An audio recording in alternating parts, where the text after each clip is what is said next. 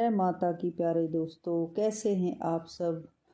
भगवती देवी के सुकोमल चरण कमलों में प्रणाम करते हुए आज हम दुर्गा सप्तशती का दूसरा अध्याय पढ़ने जा रहे हैं। आशा है आप सब जुड़े रहेंगे। जय माँ भगवती। मेघा ऋषि ने कहा, पूर्व काल में देवता और असुरों में पूरे 100 वर्षों तक घोर युद्ध हुआ। उसमें असुरों का सेनापति महिषासुर था और देवताओं के नायक इंद्र थे। उस समय महाबली दैत्य द्वारा देव सेना पराजित हो गई और पराक्रमी महिषासुर ने सभी देवताओं को युद्ध में जीत कर स्वर्ग से निकाल दिया। स्वयं इंद्र बनकर बैठ गया। राक्षसों से परास्त होकर देवता घबरा गए और अपनी कष्ट कहानी प्रजापति को सुनाई। तब ब्रह्मा ने उन सब को लेकर कैलाश पर शिव के पास जाकर देवताओं की स्थिति से अवगत कराया। तब भगवान भोले भी चकित हो गए और उन सब को साथ ले उठकर वे क्षीर सागर पर, जहाँ श्री हरि विष्णु विराजमान थे, वहां पहुँचे और तमाम देवताओं ने दैत्यराज दुष्ट महिषासुर के व्यवहार तथा देवताओं की पराजय का आदि से अंत तक का वर्णन किया जैसा कि हुआ था, और कहा कि महिषासुर अग्नि, जल, वायु, चंद्रमा, सूर्य, यम, कुबेर और इंद्र आदि समस्त देवताओं को परास्त करके सबका अधिकार छीनकर स्वयं स्वर्ग का अधिकारी बनकर बैठ गया और उस दुष्ट महिषासुर द्वारा स्वर्ग से निकाले गए समस्त देवता धरातल पर ठोकरे खाते फिर रहे हैं। अब हम सब देवता ब्रह्मा, विष्णु, महेश तीनों आपकी शरण में है। शरण गहे की लाज आपके हाथ में है। अब आप उस दुष्ट महिषासुर के नाश का कोई उपाय सोचकर हमें दैत्यों के चंगुल से बचाइए। समस्त देवताओं की यह बात सुनकर मधु और केटव का वध करने वाले श्री विष्णु भगवान और भगवान भोले शंकर को बहुत क्रोध आया। दोनों की बोहें कमान के समान टेढ़ी हो गई, दोनों के मुख से लाल हो गए। इसके पश्चात शंख चक्र सुदर्शनधारी भगवान विष्णु और श्री ब्रह्मा जी के मुख से एक महान तेज निकला। तत्पश्चात इंद्र आदि समस्त देवताओं के मुख से भी एक महान तेज निकला और वह सब के मुख से निकला हुआ तेज मिलकर एक हो गया। सुमेरु पर्वत के समान दृढ़ और दीप्त उस तेज पुंज की ज्वाला से 10 दिशाएं दीप्त हो गई। इस प्रकार दीप्त उस महान तेज को एकत्रित होते हुए सब देवताओं ने देखा। संसार में ऐसा तेज और कहीं नहीं था। समस्त देवताओं के शरीर से उत्पन्न हुआ वह तेज समूह शक्ति स्त्री के रूप में परिणित हो गया। तब सब देवताओं ने अपने अपने अस्त्र शस्त्र और आभूषण उस देवी को देने शुरू कर दिए। तब तो महान शक्तिशाली देवी समस्त देवताओं के अस्त्र शस्त्र आभूषण इत्यादि से सम्मानित होकर ठाका मारकर हंसी, फिर ऊंचे स्वर में गर्जने लगी। देवी जी की भयंकर गर्जना से संपूर्ण ब्रह्मांड गूंज उठा। उधर आदि शक्ति के वाहन बुरे सिंह भी भयंकर गरज से सभी लोक तथा सातों समुद्र कंपायमान हो गए। समस्त धरा पृथ्वी हिलने लगी, समस्त पर्वत चलायमान हो गए। देवताओं ने उस सिंह की सवारी करने वाली देवी की जय जयकार की। साथ ही ऋषि और मुनि ने नम्रता पूर्वक महामाया की स्तुति की। तीनों लोकों के असुर सुबुद्ध हो गए। समस्त भूमंडल में कोलाहल मच गया। हलचल देखकर सभी अपनी अपनी सेनाओं को अस्त्र शस्त्रों से सज्जित करके सजग हो उठे और दैत्यों का राजा महिषासुर क्रोध में भरकर सोचने लगा कि यह क्या हो गया। ऐसा कहकर अपनी सभी असुरी सेना लेकर गरजता हुआ दौड़ा। इसके पश्चात उसने अपने तेज से तीनों लोकों को प्रकाशित करती हुई महामाया जगदम्बिका की ओर देखा। तब वह जगत जननी माता कैसी है, जिसके चलने से धरा हिलने लगी। सिर के मुकुट की विचित्र चमक दमक से सुंदर दिखाई देने लगी।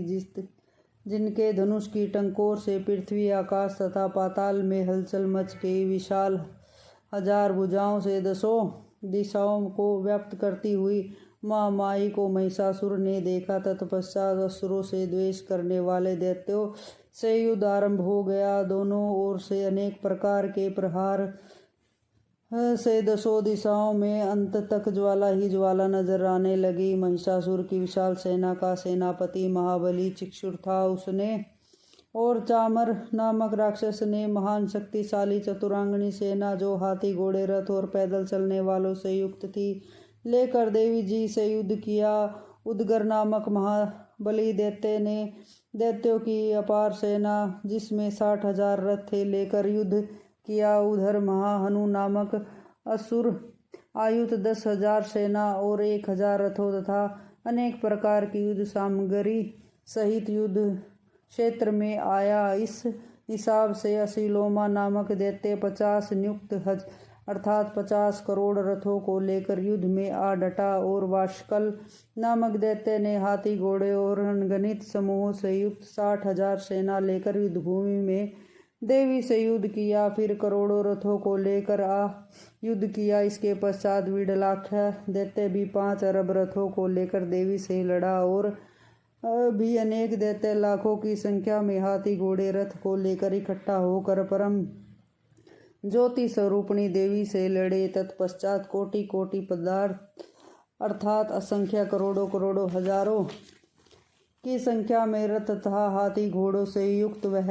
महादैत्य महिषासुर भी उस युद्ध में सम्मिलित होकर युद्ध करने लगा। तोमर, बिंदीपाल, हाथ से फेंके जाने वाले अस्त्र, लाठी, शक्ति मूसल, खड्ग, फरसा, तिरछ आदि से महाशक्ति युक्त देवी पर प्रहार करने लगे। दैत्यों द्वारा चलाए गए शक्ति आयुध माँ माया ने अपने अस्त्रों शस्त्रों द्वारा खेल ही खेल में काट दिए। ऋषियों द्वारा स्तुति की गई प्रसन्न मुख वाली देवी अपने अस्त्र शस्त्र असुरों पर चलाने लगी। देवी जी का वाहन सिंह भी अपने सिर की जटाओं को छिटकारता हुआ जैसे वन में लगी आग लता पता छोटे बड़े वृक्षों को जलाकर भस्म कर देती है, ठीक उस प्रकार दैत्य दल में महाकाल की भांति घूमने लगा। रणभूमि में युद्ध करते हुए महारानी अंबिका ने जितने भी श्वास छोड़े वे सभी उसी क्षण हजारों लाखों गण बनकर बिंदीपाल और तलवार लेकर दैत्यों से युद्ध करने लगे। देवी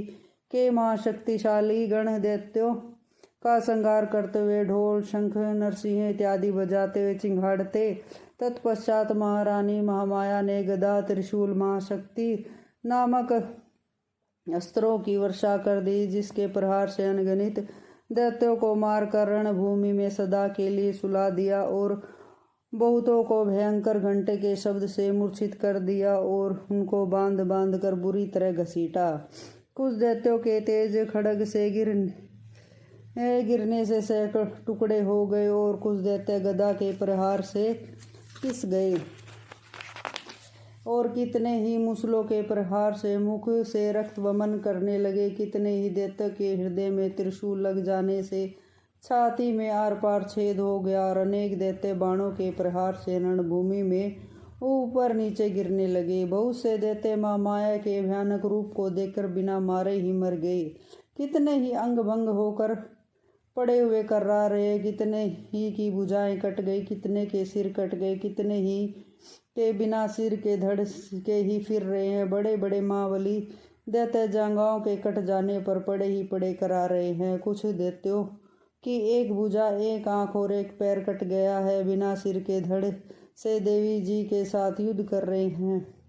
दैत्यों के सिर कट कट कर गिरते हुए पुनः उठ उठ कर युद्ध करते हैं। वे कमनाफ तुरही नरसिंह बजा बजा कर योद्धाओं में उल्लास भर रहे हैं और कुछ बिना सिर के धड़ प्रेत योनि प्राप्त करके ठहरो ठहरो मारो मारो कहकर देवी जी की ओर दौड़ रहे हैं। देवी जी के शस्त्रों द्वारा गिराए गए हाथी घोड़े रथ पैदलों के समूह से पृथ्वी पर बिछोना हो गया। पृथ्वी आच्छादित हो गई, रण में चलने को भी मार्ग नहीं रहा। यह हाथी घोड़े असुरों की सेनाओं के शरीर से निकले रक्त की धार बह चली। असुरों की वह विशाल सेना का ऐसा संहार हुआ कि सर्वनाश हो गया। देवी चंडिका के महाक्रोध ने क्षण भर में ऐसा दृश्य बना दिया जैसा कि कितने और सूखे काठ अग्नि जलाकर राख कर देती है। देवी का वाहन सिंह दैत्यों ओ के प्राणों को बटोरता, अपने गले के बालों को फटकारता हुआ महान गर्जना करता है। उधर देवी के गणों ने भी उन दैत्यों के साथ महाघोर युद्ध किया। यह देखकर देवता आकाश से प्रसन्न होकर जयकार के नारे लगाने लगे और पुष्पों की वर्षा करने लगे। बोलो भगवती मैया की जय।